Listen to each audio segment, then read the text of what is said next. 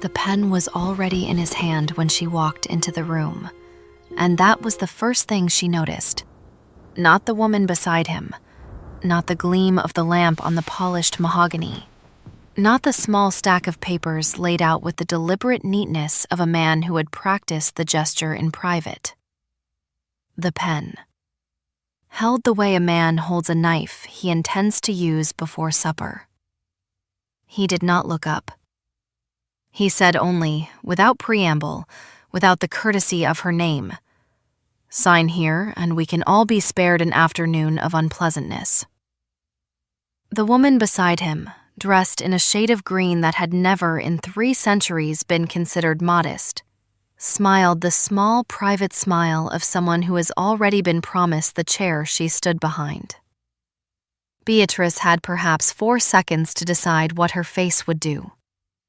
She used 3 of them to count the candles on the mantel. There were 9. An odd number. She had always preferred odd numbers. They refused to be divided evenly, and she had come, over the long, slow years of this marriage, to feel a quiet kinship with anything that refused. On the 4th second, she smiled. Not broadly, not bitterly.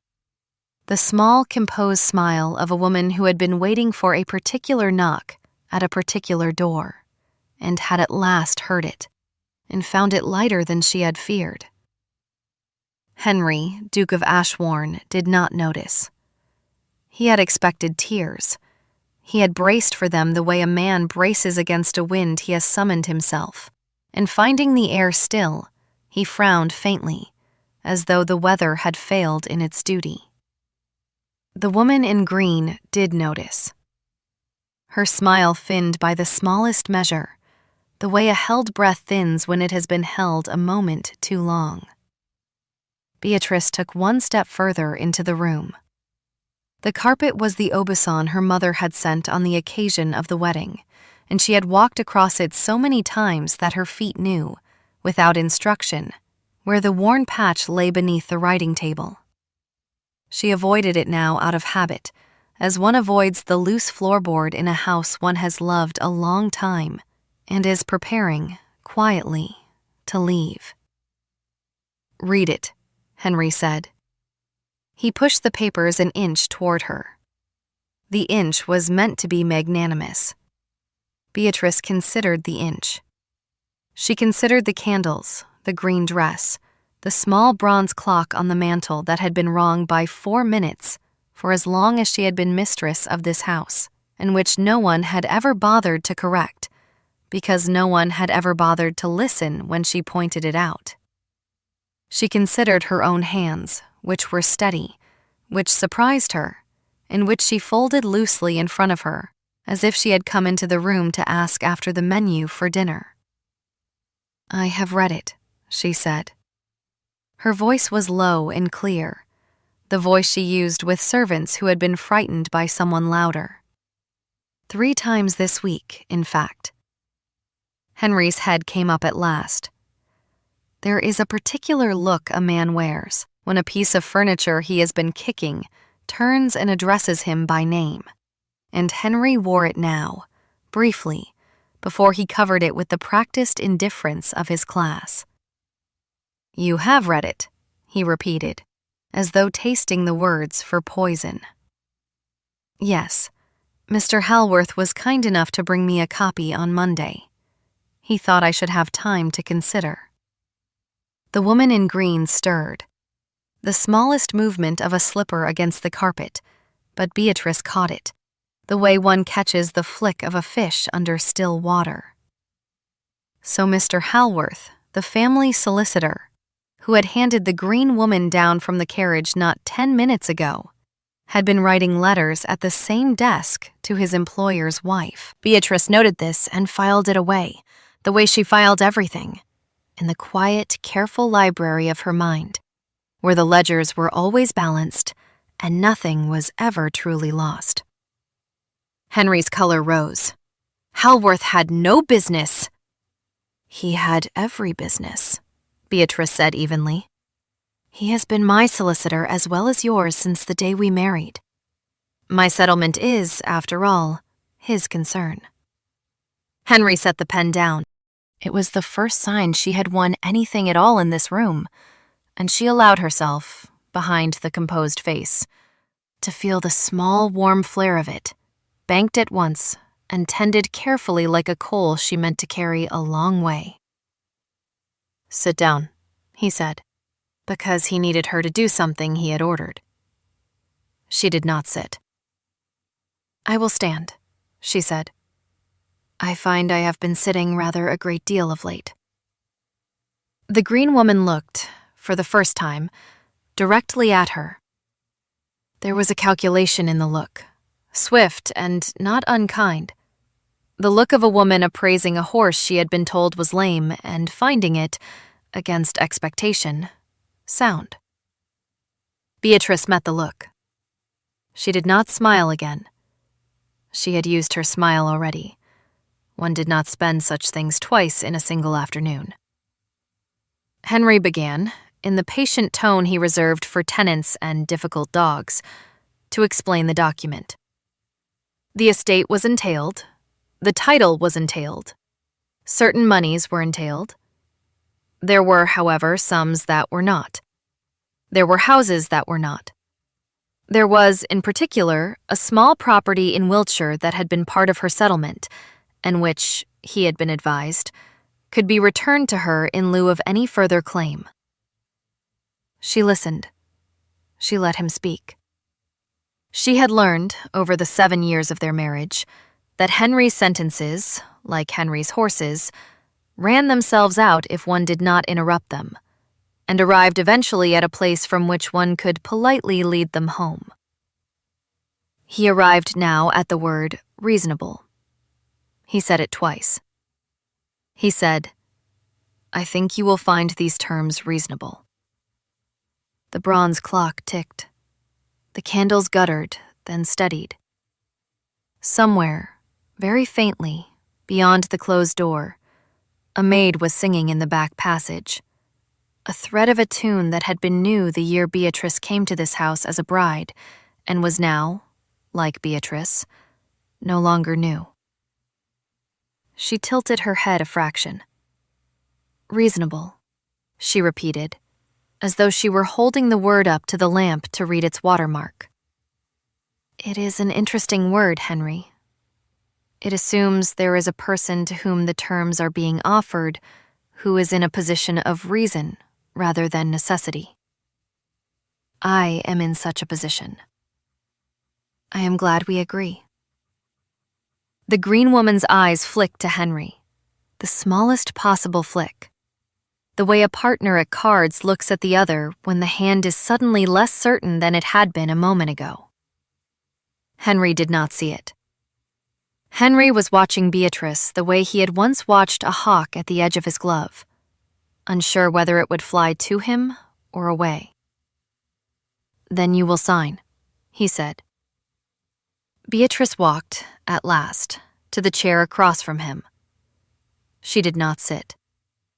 She rested one hand lightly on its back, the way a woman rests her hand on the shoulder of a friend who has begun to tremble. "I will sign nothing today," she said. The clock ticked, the candles steadied, the maid in the passage finished her tune and began another, and the woman in green, who had practiced her smile in the carriage on the way over from town, found that her face had quite forgotten what to do with it. Henry's mouth opened, then closed. He had prepared, in his careful way, for sorrow, for fury, for the kind of weeping into handkerchiefs that could be patted and packed off in a carriage. He had not prepared for a woman who would stand at the back of a chair and decline an inch of paper as if it had been a sweetmeat she did not care for. "You will not sign," he said, slowly, as though discovering the words for the first time in a foreign language. "Not today." The green woman, whose name was Lucinda, though Beatrice had no intention of speaking it aloud and granting it lodging in this room, drew a small, careful breath. She set her gloved hand on the edge of the desk, not on Henry's arm, which was a discretion that Beatrice noted and respected, even in the present circumstances. Lucinda had at least the wit to know whose house she was standing in, and that the deeds, however entailed, were not yet hers. "Perhaps," Lucinda said softly, in a voice trained for drawing rooms, "Her Grace would prefer to take the papers upstairs and consider them." "Her Grace," said Beatrice, "has considered them at length. Her Grace would prefer that the gentleman who brought them sit down and listen for the next quarter hour, after which Her Grace will retire to dress for dinner, which I believe is still at 7. Henry sat. He had not intended to sit. He sat the way a man sits when his knees decline to consult him. Beatrice stepped back from the chair. She walked slowly to the window, drew aside the curtain a finger's width, and looked out at the long drive where the rooks were already beginning to gather in the elms, as they did every evening at this hour with the punctuality of stewards. There were, she counted, 11 of them in the nearest tree. She did not know why she counted them. She had always counted them. Her mother had taught her, when she was very small, that one counted the rooks to keep one's wits about one, because rooks were as good as ledgers and held the eye steady. 11 was a good number, a prime, indivisible. She let the curtain fall. When she turned back to the room, her face was as it had been when she entered, composed, attentive, almost gentle. The face of a hostess about to suggest a small adjustment to the seating plan. "There are," she said, "3 things you have not considered, Henry. I will tell them to you now, in the order in which I think they will trouble you." He did not speak. He had the sense, dimly, of having stepped onto a path he had thought was his own land and discovering a fence. "The first," said Beatrice, "is the matter of Wycombe." Henry's face did not change. "The second is the matter of the bank. The third is the matter of your mother's pearls." At the third, Lucinda's gloved hand tightened, the smallest fraction, on the edge of the desk. Beatrice saw it and was sorry, in a distant, impersonal way, because she had nothing against Lucinda beyond what Lucinda had chosen, and one did not enjoy watching even a stranger's hand tighten on a desk that did not, in any meaningful sense, belong to her. "Wycombe," Beatrice said, "is the estate in Lincolnshire that you settled upon me at the time of our marriage, in lieu of a portion of my dowry which you preferred, at that time, to invest in the canal venture proposed by Lord Marbury. The canal, as you may recall, failed in the 3rd year. The settlement of Wycombe, as Mr. Halworth will confirm, did not. It produces, currently, a rent roll of £3,400 per annum, net of repairs." Henry's eyes went briefly to the papers on the desk, then back to her. He had the look of a man searching for a line he was certain he had read and could no longer find. "Wycombe," Beatrice continued, in the same even voice, "is not entailed. It is mine, outright, by the terms of the settlement. I mention it only because the document you wish me to sign contains, on the 3rd page, a clause by which I would assign my interest in Wycombe to the estate, in exchange for the small property in Wiltshire of which you spoke. The Wiltshire property, I am told, produces £420 per annum. I am not poor at arithmetic, Henry. I do not propose to make the exchange." The clock ticked.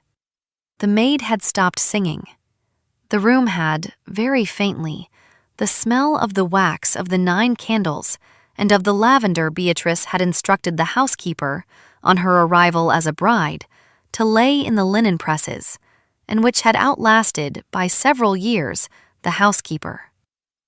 Henry breathed in, slowly, through his nose. "The bank," he said, in the tone of a man approaching a wall in the dark. Beatrice nodded, once.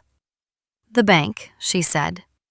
"You have, over the last 18 months, drawn against my Wycombe rents to the sum of, I believe, £2,600 in advances arranged through Mr. Halworth's office, with my consent and my signature beside yours. I gave the consent because you said the funds were required for the drainage at the home farm.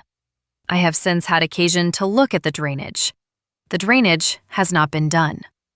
The funds have, I am told, been spent in town. I do not propose to name the address." Lucinda did not move. She had perfected, in the carriage on the way out from town, a manner of standing in which her shoulders did not rise even when her breath did, and she practiced it now with the diligence of a woman whose livelihood had always depended upon being still in difficult rooms. Beatrice did not look at Lucinda. She looked at Henry. There was no triumph in her face. There was only the careful attention of a woman reading a long column of figures and arriving, at last, at the total she had expected. "The third matter," she said gently, "is your mother's pearls." Henry's hand, which had been flat upon the desk, lifted half an inch and settled again. It was the only thing his body did. But it was, Beatrice thought, an eloquent half-inch. "Your mother," she said, "gave me the pearls on the morning of our wedding. She brought them to my room herself. She put them around my neck with her own hands.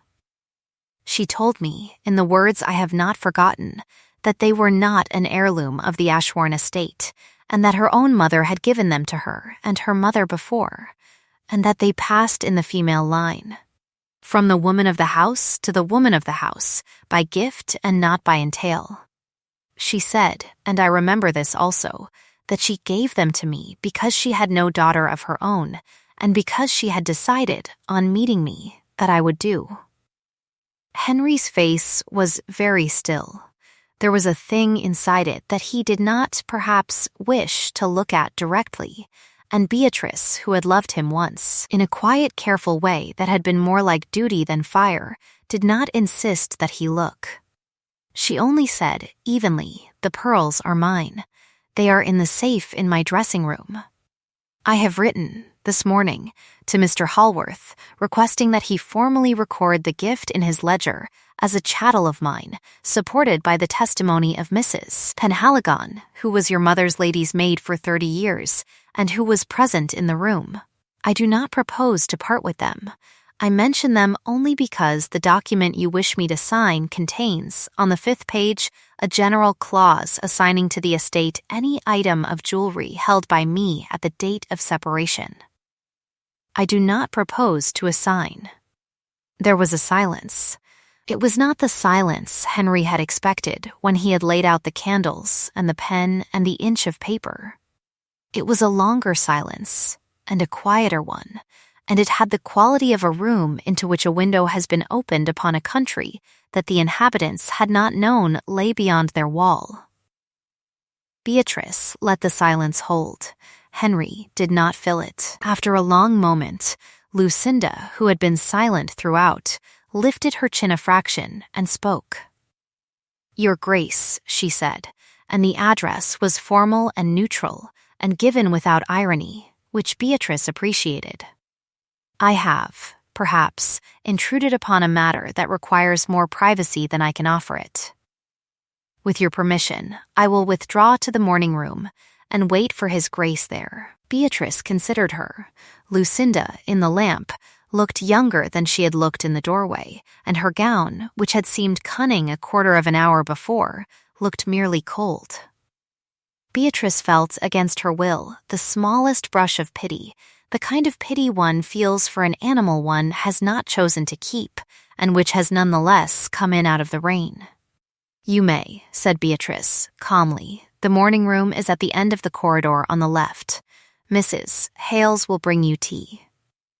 Lucinda inclined her head and went, without looking again at Henry, which Beatrice noted, because a woman who does not look at her lover when she leaves a room has either already lost interest in him or has too much pride to be seen losing it, and either way is a woman who will survive what is coming. The door closed behind her with the soft click of a latch fitted by a careful joiner. Beatrice and Henry were alone. The candles had burned, now an inch lower. The bronze clock ticked. The rooks, beyond the window, were still arranging themselves in the elms, and there was, very faintly, the sound of the kitchen door slamming, 2 floors below, and the bark of one of the spaniels in the yard. The world, in short, went on with its evening, indifferent to the small constellation of human matters arranging themselves in the library. Beatrice came back to the chair across from Henry. This time, she sat. She arranged her skirts as she had been taught, and folded her hands in her lap, and waited, because she had said her piece, and the next move was his to make, and a great many of the long, slow lessons of her marriage had been lessons in waiting. Henry, at last, lifted his eyes to her. There was, in them, an expression she had not seen in a long while, and which she had no name for, not quite shame, not quite anger, not quite respect, something older than any of those. The look of a man who, having lived in a house all his life, walks one morning into a room he has never entered, and finds it furnished. "Why?" he said. It was not the question of the document. It was a different question. Beatrice understood which one. She did not pretend not to. "Because," she said, "I have been your wife for 7 years. In 7 years, one learns. One learns where the loose floorboards are. One learns the bronze clock is 4 minutes slow. One learns which of the servants will lie for you and which will lie to you. And one learns, eventually, that there is a great deal of difference between being underestimated and being unseen. I have been the first. I have not, I think, been the second, although you have arranged your life as if I were." Henry looked down at the pen. He picked it up. He did not write. He held it the way a man holds a tool he has discovered, late, is not the tool for the work. "I did not know about Wickham," he said. "You did," she answered, gently. "You signed the settlement yourself, in this room, the morning after our wedding. You were, I believe, a little tired. I have observed that men remember the marriages they wished they had made, and forget the settlements they did make, and I have not, in 7 years, found a remedy for it. I did not know about the pearls." "You knew," she said, more gently still. "Your mother told you, in my hearing, the week before she died. You were standing at that window. She said, 'Henry, the pearls go with Beatrice when she leaves this house, whether she leaves it in a carriage or a coffin.' You said, 'Mother, do not speak of leaving.' She said, 'I do not speak of leaving. I speak of pearls.' You laughed. We all laughed. It was, I think, the last time we laughed together in this room." Henry's hand tightened on the pen. "The drainage," he said. There was, in his voice, the faint thread of a man trying, even now, to retrieve a posture. "I did intend the drainage. I intend it still." "Then," said Beatrice, "evenly, perhaps, in the time to come, you will undertake it from your own purse. I cannot," she added, after a small pause, "advise you on which purse. I do not know your purses as well as I might." Henry set the pen down again. He looked at her, and there was, in his face, the dawning of an understanding which she had hoped might come earlier in their marriage, and which she received now without bitterness, because she had learned, also, that an understanding which arrives late is still an understanding, and is to be welcomed in the way one welcomes a guest who has been delayed by weather. "You are not going to sign," he said. "I am not going to sign that," she said. "I am willing to sign another document. One that, drawn properly, allows us both to leave this room with what is ours, and with what dignity remains. Mr. Halworth, I think, can draft it by the end of the week. I am," she added, "prepared to be generous, Henry, in matters where I am able to be." I am not prepared to be foolish." Henry was quiet a long time. The candles guttered. He reached out, at length, and pinched out the wick of the nearest one, which had begun to smoke, and the small, precise gesture was so familiar that Beatrice felt, against her will, the brief, sharp ache of a memory. The memory of the first year of their marriage, when he had done that same thing for her at this same desk every evening while she wrote letters, and had brought her, without being asked, a glass of barley water at 10. She set the memory down, carefully, as one sets down a piece of porcelain that is no longer in use, but is not yet ready to be put away. "There is," she said, at length, "one further matter." Henry looked up. It was not in his face now to brace himself. He had been braced too long, and the brace had given. He simply looked. "The child," said Beatrice. The word fell into the room like a small, clean stone into a deep well. For a moment, Henry did not seem to have heard it. Then he heard it. His mouth opened, and closed, and opened again, and Beatrice, who had not meant to deliver the matter quite so plainly, found that she was not sorry she had.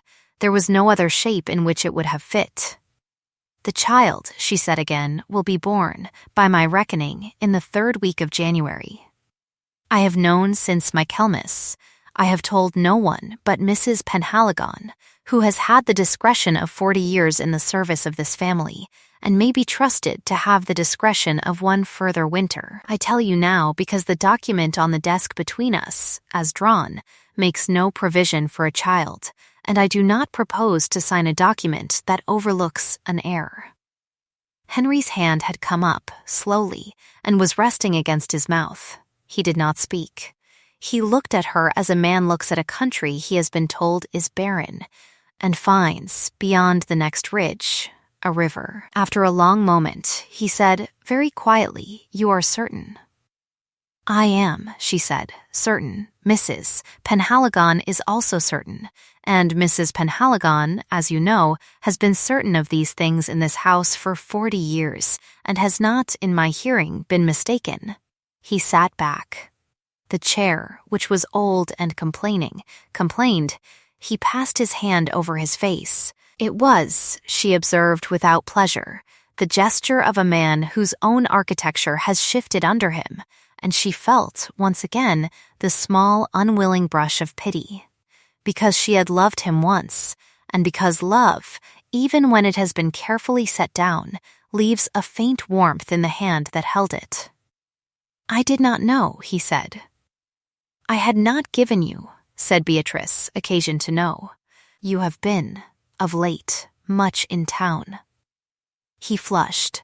It was the first honest color his face had taken in the whole long afternoon. Beatrice did not press the advantage.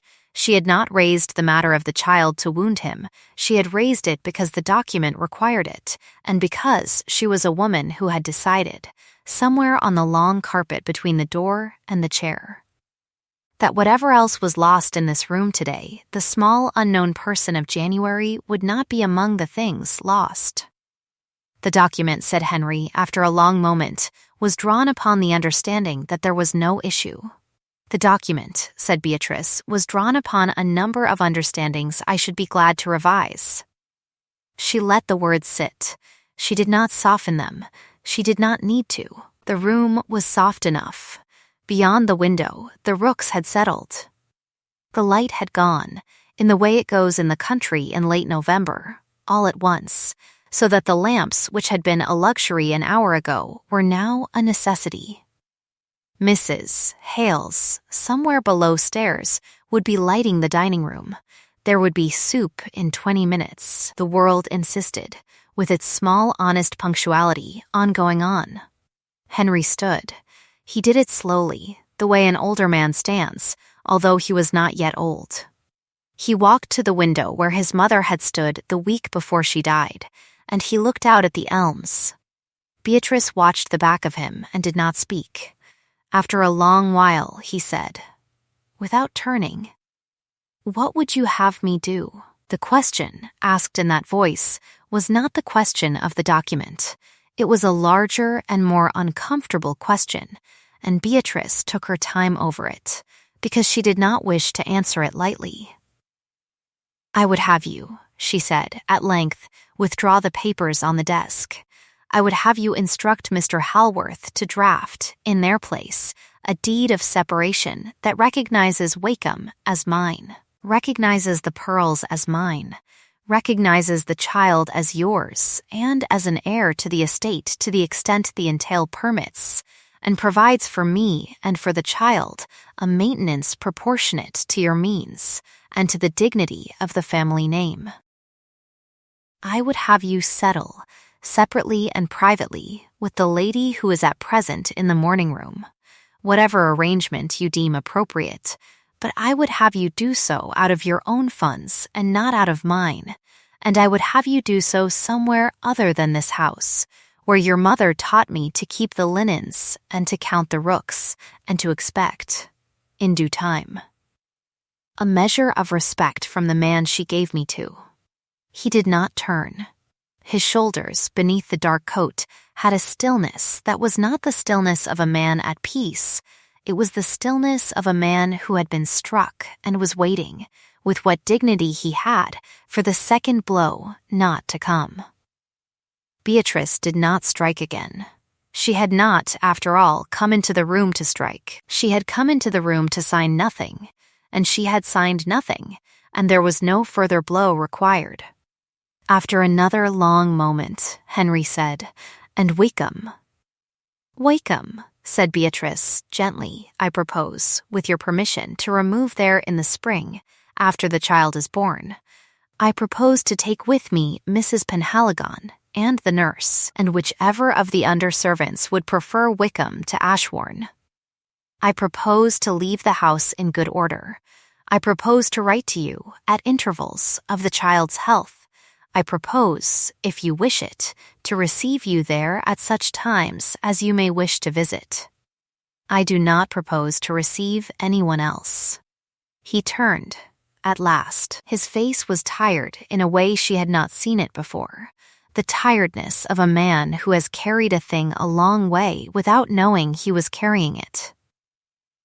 "The pen," he said with the smallest of smiles, which was not a happy smile, but was, she observed with a small, unwilling tenderness, an honest one. "The pen is, I take it, not for signing today." "The pen," said Beatrice, returning the smile by the smallest possible measure, "is for writing to Mr. Halworth. I have," she added, "taken the liberty of preparing a note. It is in the drawer of my writing desk in the morning room. You will find, I think, that the language is clear." Henry looked at her a long moment. There was, in the look, no anger and no fondness, and nothing very much that could be called by a single name. There was, perhaps, the look of a man who had spent a long time mistaking a room for a corridor, and discovering at last that it was a room, and that there had been chairs in it all along.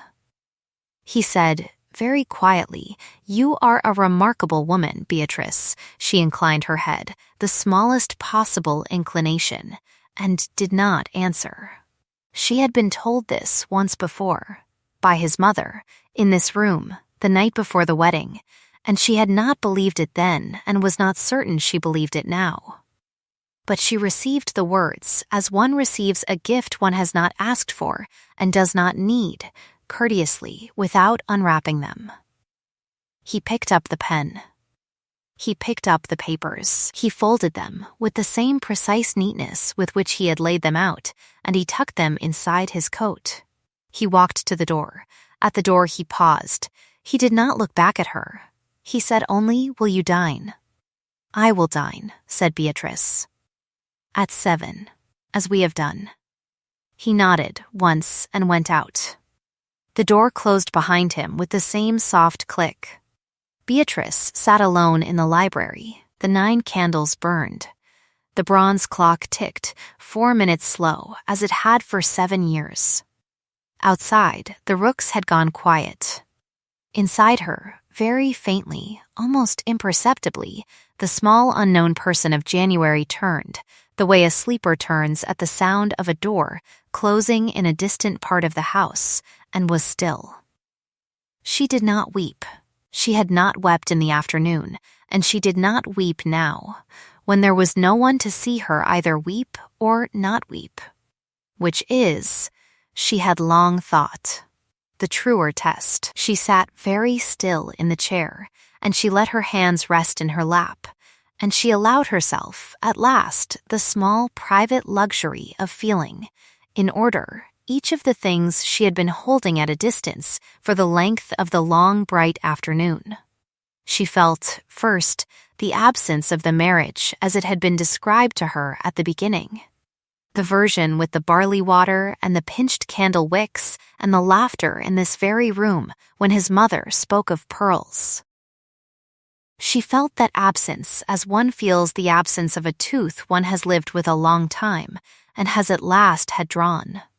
A tenderness, an emptiness, a relief. She felt, second, the presence of the child. She did not yet feel it as weight. The child was too small, still, to be weight. She felt it as a quiet attention, the attention of a small, candid witness who would, in time, ask her questions she had not yet learned to answer. She felt, third, the strange, clean cold of having said aloud, in a room where it could not be unsaid, things she had carried in silence for the better part of a year.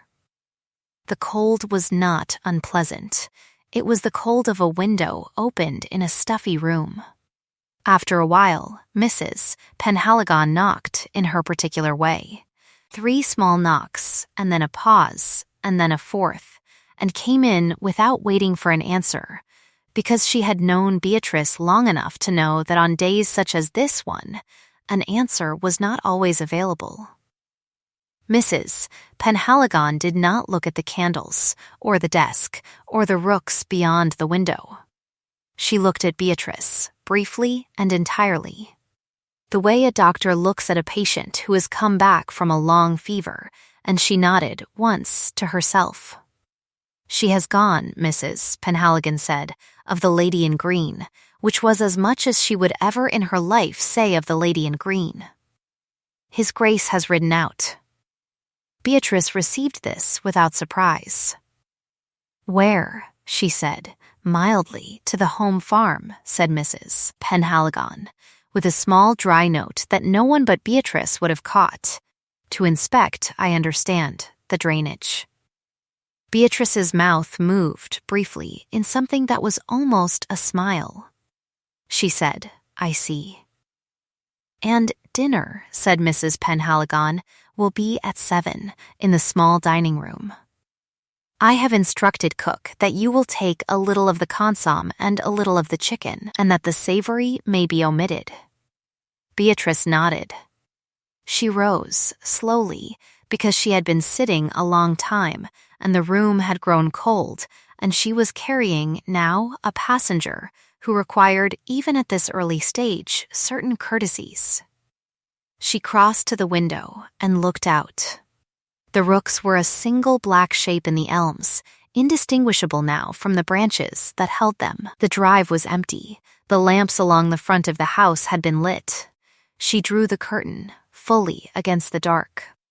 As she turned back into the room, her eye fell upon the bronze clock.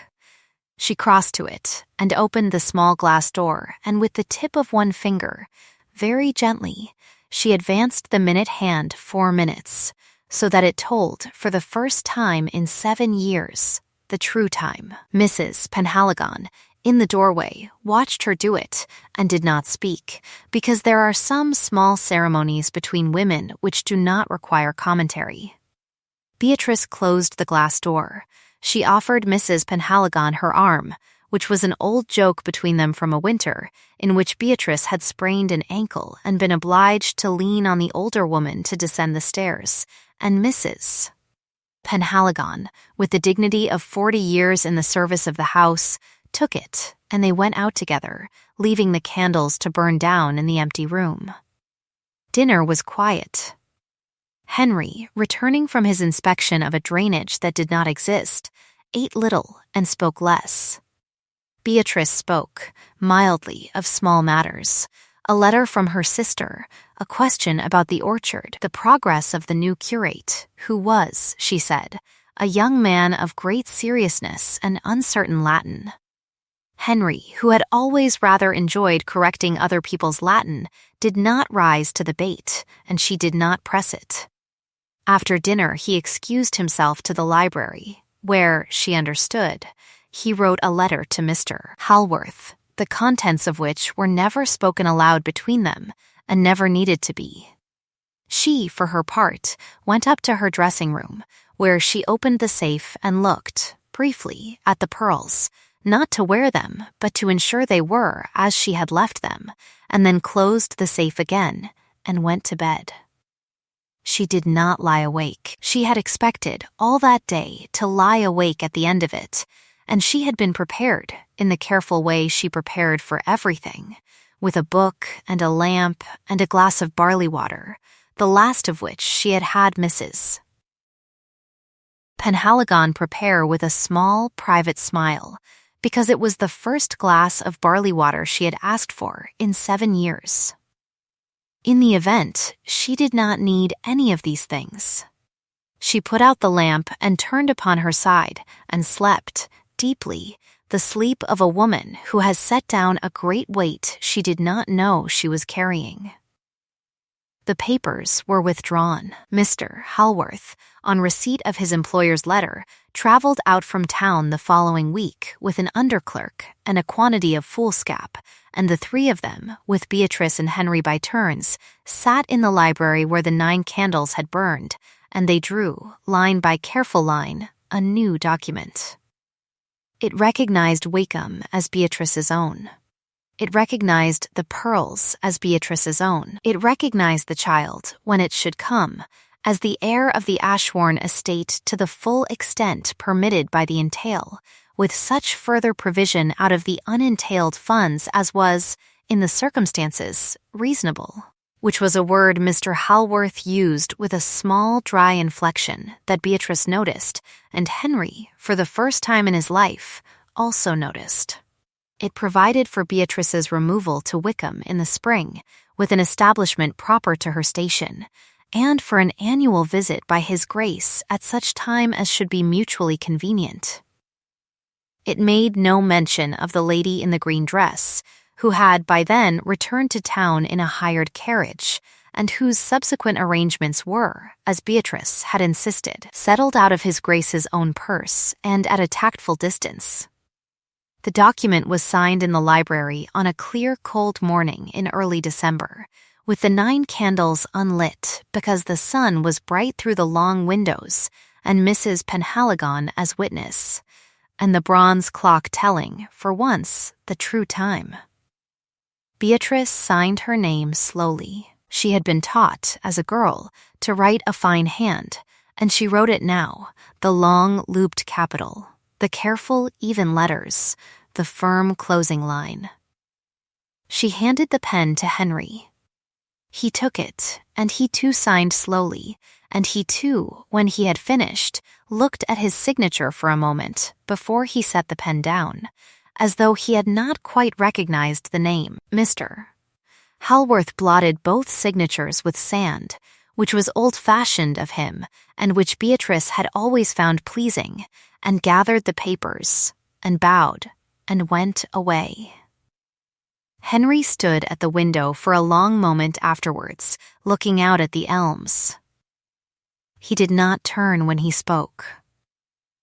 "I shall miss you at Wickham," he said. He did not say I shall come often, which would have been a lie they both knew.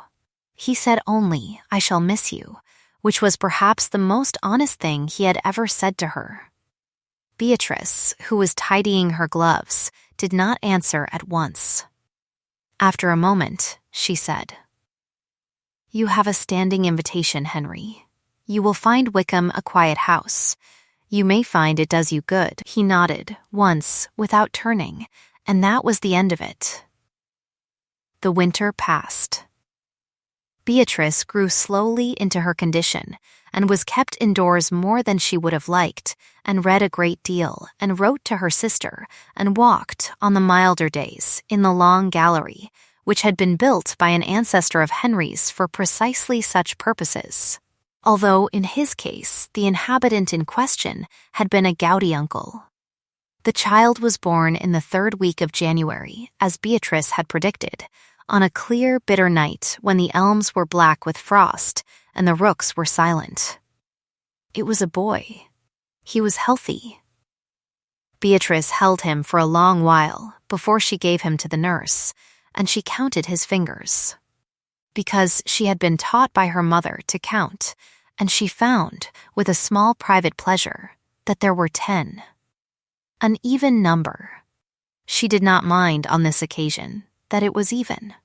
She had decided, lying there with him in the crook of her arm, that she would, after all, learn to be at peace with even numbers, because they were the numbers of partnership.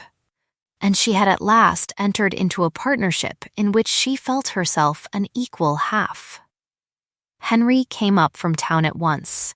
He sat by the bed, and he held the child, awkwardly, the way a man holds an instrument he has not been taught to play.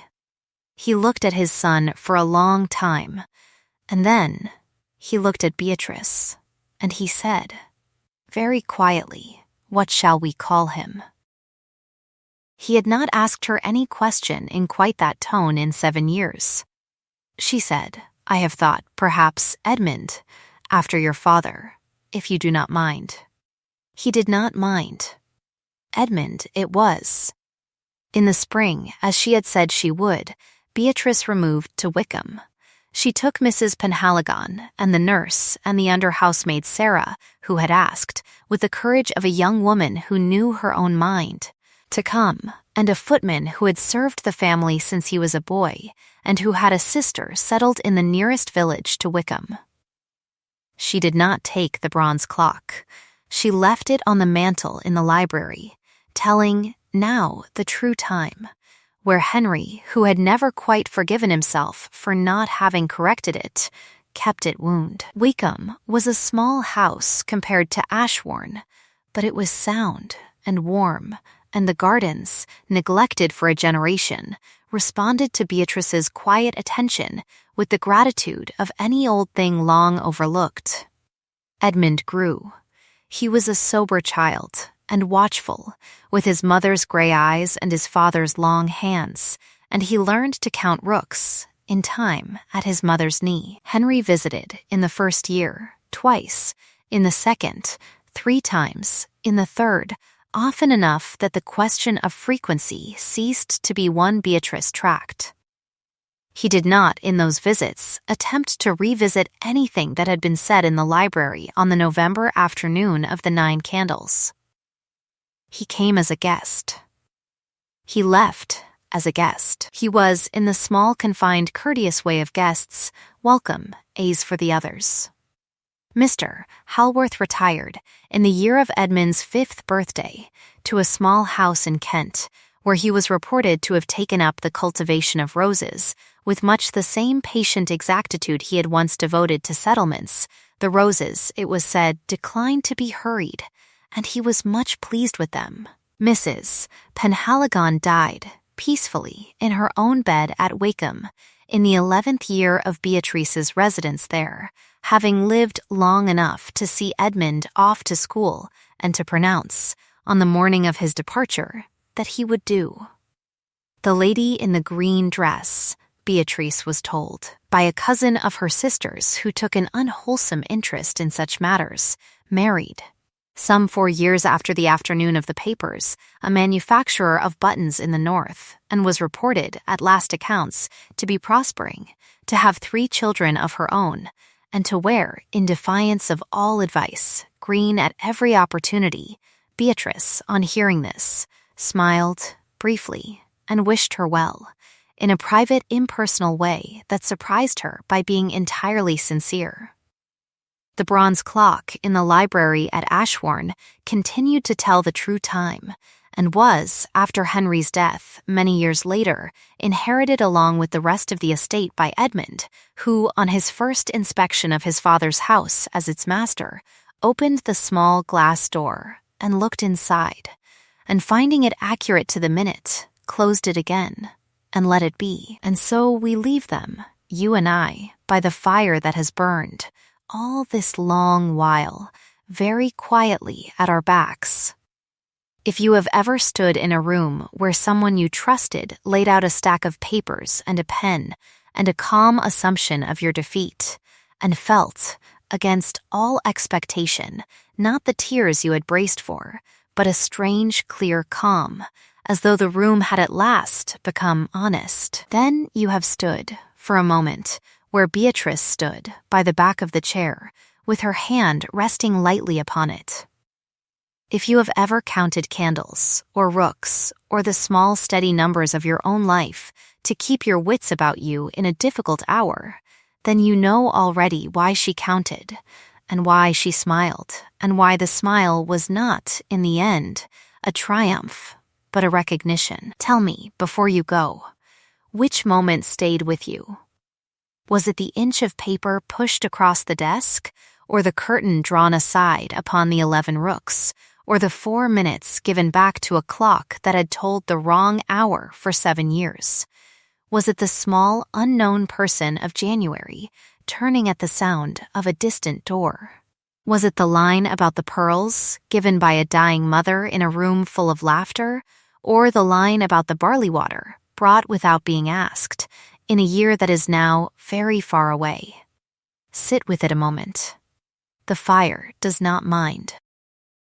If you have found, in this hour by the hearth, that the story warmed you in the way old stories warm, then draw your chair a little closer for the next one. There will be another when the candles are trimmed and the kettle is on, and I shall be here to tell it in the same low voice to whoever has the patience to listen. Stay, if you can. Come back, if you cannot. Until then, may your own clocks tell the true time, and may the rooks in your own elms be an honest number, and may you, when the pen is offered, know exactly which document you will sign, and which you will not. Good night, my friend. Good night.